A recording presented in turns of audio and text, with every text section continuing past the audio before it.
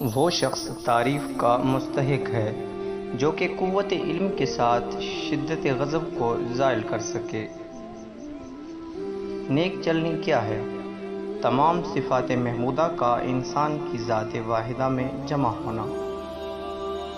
آدمی کی عقل کی دلیل اس کا قول ہے۔ حکیم اس کو کہتے ہیں کہ باوجود قدرت رکھنے کے ستم نہ کرے۔ عزت اور بزرگی کا ہر شخص طالب ہے، مگر اسے حاصل کرنے کی رغبت بہت ہی کم لوگ رکھتے ہیں۔ جو لوگ سب کچھ برداشت کر لیتے ہیں ان کے بارے میں طے ہے کہ ان کا دل زخم خوردہ ہے۔ جہاں تک ہو سکے علم حاصل کر تاکہ مراد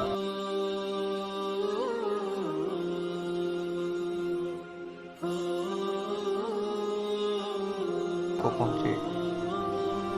انسان کے لیے اتنی عقل کافی ہے کہ وہ سعادت و شقاوت، ہدایت و ضلالت، راہ ثواب تا ثواب میں امتیاز کر سکے۔ بدتر وہ ہے جس میں حیا کم ہو۔ نہ زیادہ خاموشی اچھی ہے اور نہ زیادہ گویائی۔